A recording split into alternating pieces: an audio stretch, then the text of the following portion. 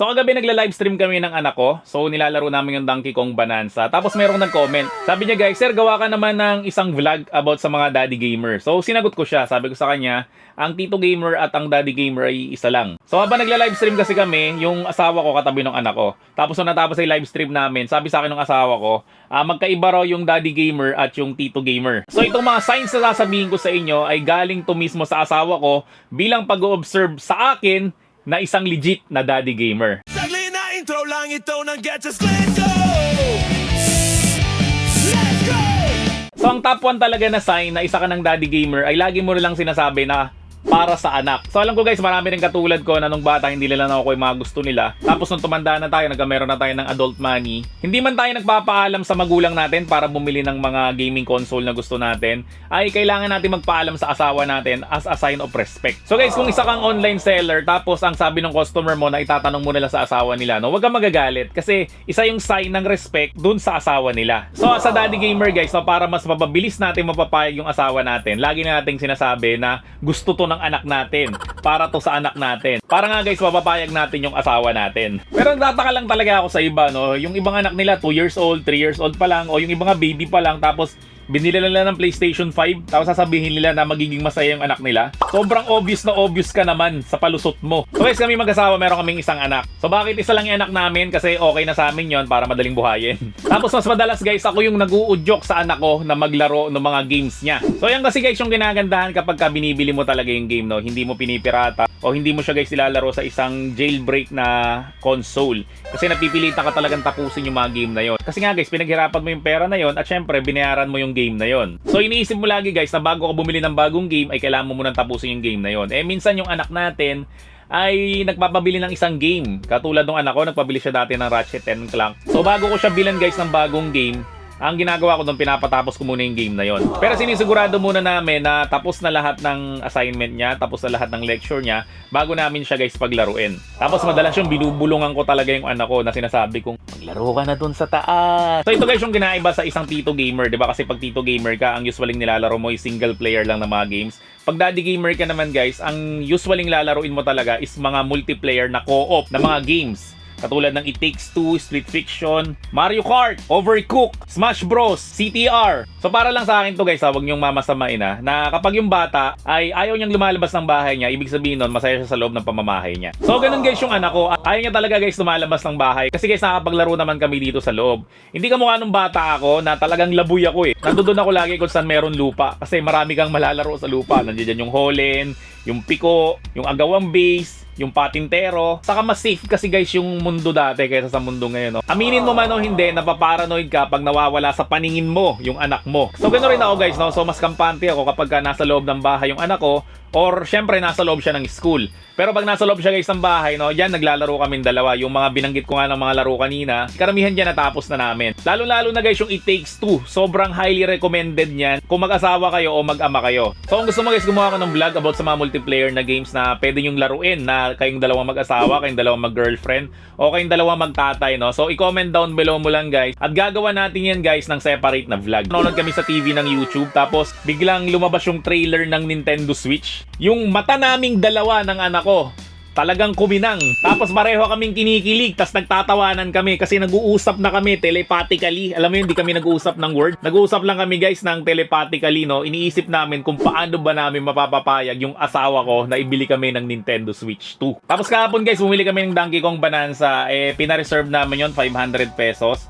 So, nagkakasundo kami guys, no, na kailangan nating ipa-reserve yung game kasi baka maunahan tayo. Actually, hindi naman totoo yun, no, kasi marami naman talagang stock. Pero para sure lang na ibibili kami ng asawa ko, ay pinapa-reserve na talaga namin. Para wala na talagang atrasan kasi hindi na babawi guys ang reservation. Pag di mo kinuha yung item mo, wala na, forfeited na guys yung 500 pesos mo. So, konting commercial lang para may pambili tayo ng next handheld na i-review. Meron kasi kami 20,000 mahigit na collection ng mga retro games. So, kung gusto mo guys mag-avail nito, so hanapin mo lang kami sa FB The Printing Shop at sabihin mo lang na napanood mo tong video na to para ibigay sa iyo yon ng 199 pesos lang. So, balik na tayo sa pinapanood mo. Kasi syempre yung anak natin, wala namang alam talaga ni games yan sa una eh. So tayo yung nag-i-input ng mga games na dapat niyang laruin. Siyempre, pinapakilala natin sila Mario, sila Crash Bandicoot, sila Donkey Kong. Tapos pag nakikilala niya na yan, dyan na sila nag-e-explore paunti-unti. So ang pinakaunang game na nilaro talaga ng anak ko nung pandemic kasi yun eh, mga 3 years old pa lang siya noon, ay yung Catapult. Para siyang Angry Bird guys, pero 3D yun.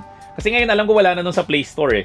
Tapos sumunod niya na nilaro nun is yung Red Ball 5. Tapos natawa siya guys sa Bad Piggies. Then yun nga, lumipat na siya sa console. Ang problema niya guys dati kasi sa console, nung maliit pa siya, ay hindi niya abot yung analog, no? Kasi maliit nga yung daliri niya. So, pag naglalaro siya, ganito siya maglaro. Yan, ganyan siya. Tapos dito niya hinahawakan yung isa. So, mahilig kasi siya guys sa SpongeBob nung baby pa siya, no? So, ang una niya talagang tinapos na game dati ay yung SpongeBob na Battle for Bikini Bottom. Tapos sumunod nun, tinapos namin yung Crash Bandicoot 4. Pero hindi siya yung tumapos ng lahat ng yon, no? So tinulungan ko siya doon kasi nga nahirapan pa siya dati. Tapos noon naglaro na kami ng Crash Bandicoot na nung una tinatawanan ko pa siya kasi hindi niya ako matalo-talo sa racing. Pero pagdating naman guys doon sa labanan, yung bombahan, doon guys nahihirapan talaga ako manalo sa kanya. Pero ngayon hindi ko na siya matalo sa mga racing game. So mas magaling na siya sa akin sa mga racing game kasi sinasabi ko rin naman sa kanya yan nung maliit pa siya na balang araw matatalo mo rin ako kasi gagaling ka rin. Tapos may mga game naman siya na gusto kaso hindi niya naman kayang laruin katulad ng mga horror na game. So sigurado yan kilala niyo si Huggy Wuggy saka si Kissy Missy. So ako hindi ko naman type yung laro na yon pero nilaro ko na rin para sa anak ko. Kasi alam niya yung mga way doon. So habang naglalaro ako noon ginaguide niya ako.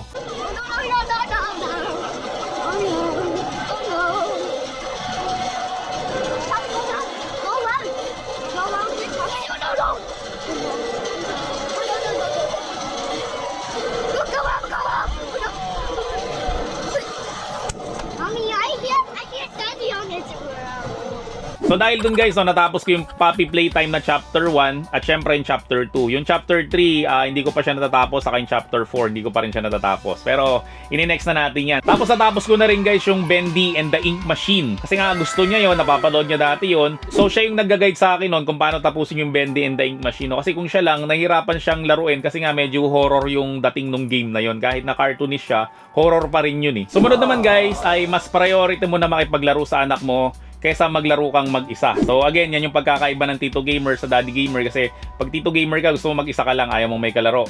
Pero kapag ka Daddy Gamer ka guys, gusto mo may kalaro ka, pero ang gusto mong kalaro yung anak mo mismo. So kami nag-work kami from 11 to 5 o'clock. Tapos pagdating ng 5 o'clock, yung anak ko kukulitin na ako niyan. Sasabihin niya na sa akin na 5 o'clock na, Papa Bear, kailangan na natin maglaro. So ganun, siya na mismo yung nagpapaalala sa akin yung playing time namin. Pero bago guys mag 5 o'clock, hindi niya ako kinukulit. So kung ano yung trabaho namin guys, sinapabayaan niya lang kami. Pero asahan mo guys, sa pagdating ng 5 o'clock, tapos man o hindi ang ginagawa mo, kakalambitin ka na niyan para makipaglaro ka na sa kanya. So minsan hindi ko naman kaya lagi makipaglaro sa kanya, no? Pero masaya na rin yung anak ko at masaya rin naman ako na pinapanood ko siya habang pinapakita niya sa akin o finiflex niya sa akin yung mga na-achieve niya guys sa Roblox o ano kaya sa Minecraft. Tapos may mga single player game naman like Ratchet and Clank, no? So habang naglalaro siya guys sa TV, ako naman nanonood ako sa kanya. So mga ganong time na kahit hindi na ako yung naglalaro, masayang masaya ako guys na pinapanood ko yung anak ko na nagiging isang legit talaga na gamer. Tapos pag tulog na siya guys, no, diyan na ako nag-i-start na maglaro. Ang tulog kasi ng anak ko 10 o'clock, so mga 10:30 talagang mahimbing na yung tulog niyan. So mga 11 o'clock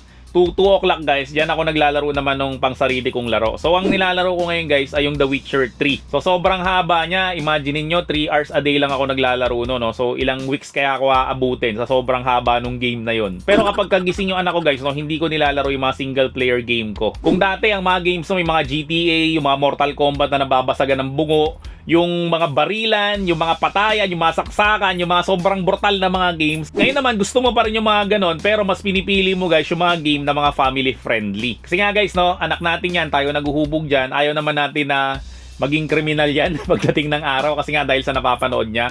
Akala lang natin na walang effect sa kanila yon yung mga ganong klaseng nakikita nila sa TV, pero sobrang tindi ng effect talaga nun guys sa subconscious mind nila. Noong minsan nga nanonood kami ng Squid Game ng asawa ko, tapos yung anak ko nakikinood rin, ginawa namin, pinatay namin yung TV. Tapos after namin patay yung TV, nung natulog na yung anak namin, doon kami nanood ng Squid Game. Sa TV, merong rated RPG, merong rated M, merong R18. So may ganyan rin guys sa mga games. Merong mga mature rating at syempre meron rin mga pambata talaga. So ngayon, mas pinipili na natin yung mga pambata na mga games. Katulad nga guys nung It Takes Two, yung Split Fiction, yung Super Smash Bros, yung CTR, yung Donkey Kong, yung mga ganyang games ngayon guys, yung nilalaro mo na. Para sa akin kasi guys, no, hindi ako masyadong fan ng mga cartoonish na mga game katulad nung Legend of Zelda.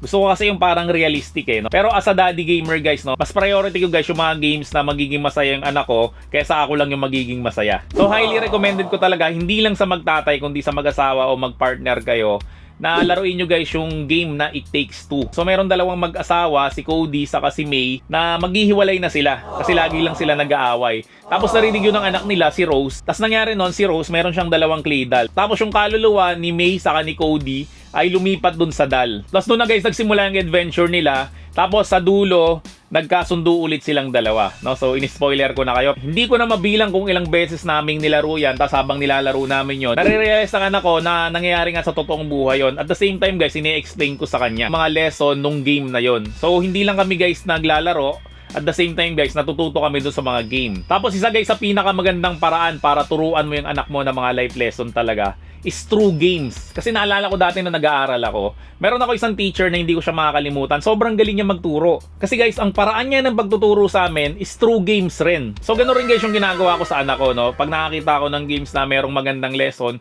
yun yung pinapalaro ko sa kanya. Kasi guys, mas madaling magturo pag nakikita ng bata kaysa yung sinasabi mo lang. Kasi nga nagkakameron siya ng emotional attachment siya dun sa games na katulad nga nung It Takes Two, na nakikita niya na masama yung ganon, yung naghihiwalay yung parents kasi kawawa yung anak. So siya naman, kapag ka nakikita niya kaming dalawang mag-asawa na nag-aaway, which is normal naman sa mag-asawa na wala nang mag-asawa hindi nag-aaway, ay pinipigilan niya kaming dalawa. O minsan naman kumakanta siya ng Through the Years habang nagtatalo kaming dalawang mag-asawa. Tapos siya na rin yung nagsasabi na magbati na kami, no? Kasi guys, nakikita niya yon dun sa game na It Takes Two na magiging kawawa yung bata pag naghiwalay talaga guys yung mag-asawa. Nakikita niya naman sa mga vlog ko yan, no, na like kong kinukwento na yung anak ko magaling sa ganito, anak ko magaling sa ganyan. So naalala ko guys nung bata ako, na yung mga parents naman natin ay proud na proud sila kapag ka magaling ka mag-drawing, mataas yung grades mo sa school, kapag ka meron kang medal, kapag ka naging honor ka, di ba ganun yung mga proud moments as a parent. So as a daddy gamer naman guys, sobrang proud ko kapag ka yung anak ko merong achievements sa mga games. Kamukha nung Bugsnax na talagang na-platinum niya yun.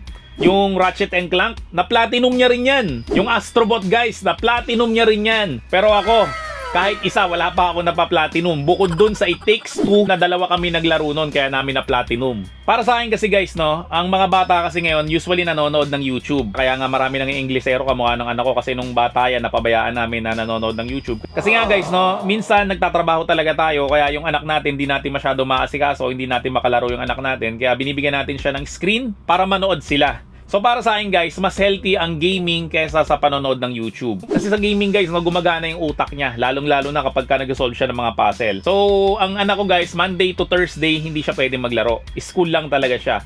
Friday pag uwi niya, hanggang Saturday, Sunday naglalaro yan. Pero guys, may limit lang talaga yung gaming niya. So ang maximum niya guys sa paglalaro sa isang araw is up to 3 hours lang talaga. Tapos ngayon guys, never na siyang nanood ng YouTube, puwera na lang kung hindi niya alam kung saan siya pupunta. So doon ako guys natuwa, no, nang pag pinaglalaro ko siya, ngayon hindi na talaga siya nag-YouTube kasi dati talaga tutok na tutok talaga siya sa YouTube. Na nakikita naman natin ngayon guys sa mga kabataan na nagiging addiction na talaga nila yung YouTube. Tapos ang nakakainis pa guys sa YouTube, no, ang usually pinapanood nila mga short. Kaya mababa na guys ang pasensya ng mga kabataan talaga ngayon.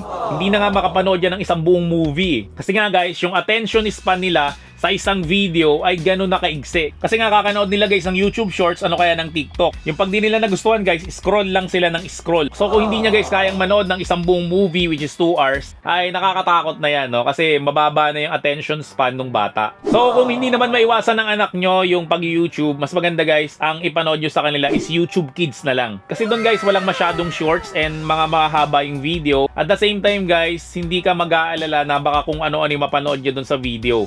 Kasi nga guys, yung YouTube Kids is ginawa talaga yan para sa mga bata. Para mabawasan yung screen time ng anak mo, ay mag-install ka guys ng Family Link. Kasi guys, pag naka-install yung Family Link sa cellphone mo at sa tablet ng anak mo, makokontrol mo to. So pwede mo guys limitahan yung mga apps na pwede niyang gamitin. Kamukha ng YouTube guys or ng Google Chrome. Tapos guys, pag mag-install siya ng apps or ng games mula sa Play Store, ay magpa-prompt muna yon na kailangan niya magpaalam sa'yo bago niya install yon. So ito guys yung tablet ng anak ko, ito naman yung cellphone ko, no? So magka-link yung dalawang yan. So ang limit niya guys sa paggamit ng tablet is 3 hours lang. So pag naka 3 hours na siya guys, automatic na maglalak na tong tablet na to. Or pwede mo rin guys ilock yung tablet ng anak mo pag hindi nakakarinig. Halimbawa, nasa baba yung anak mo, nasa first floor, tapos hindi ka naririnig, tinatawag mo siya. Ang ginagawa ko doon guys, ganito. I-press ko lang yung lock. Yun, nakita nyo, nag-lock na yung tablet niya. So So pag nakita niya nag-lock yung tablet niya, alam niya na tinatawag mo siya kasi aakyat na sa yan para ipa-unlock yung tablet niya. So guys, again, ang gaming time ng anak ko is 3 hours per day lang, no? So kasama na yung tablet niya doon. So namimili lang siya. Halimbawa, 1 hour na tablet, tapos 2 hours na console. So ganyan guys yung mga activity niya. And syempre guys, no, nilalagyan rin namin niya ng mga physical activity. So ngayon kasi medyo maulan, pero kapag ka hindi maulan, ay pupunta kami ng circle or sa UP. So ang ginagawa namin nun guys ay nagwo-walking kami. Syempre guys, no, para sa anak natin yon, para maging healthy siya. At the same time guys, para sa mga daddy gamer na katulad natin yon, para pagpawisan naman tayo. Kasi nga guys, hindi na healthy sa atin yon na nakaupo na nga tayo lagi sa trabaho natin. Tapos nakaupo ka rin guys habang naglalaro ka, no? So kailangan nyo rin guys ng physical activity. Alam ko nakakatamad dyan, pero pag nakasanayan mo na yan guys, para magiging routine na lang ng katawan mo yan. So guys, baka meron pa akong mga nakalimutan dyan, no? So mas maganda i-comment down below mo yan. At pag dumami yan guys, subukan nating gumawa ng part 2. So kung nagustuhan mo naman tong video na to, huwag mo na makakalimutan mag-subscribe dito sa channel ko. I-like mo na rin tong video na to at i-turn on mo na rin yung notification bell para lagi ka updated guys sa mga content ko about sa gadget. So yun lang, maraming salamat ulit sa inyong lahat. See you on my next video. Hanggang sa muli, paalam!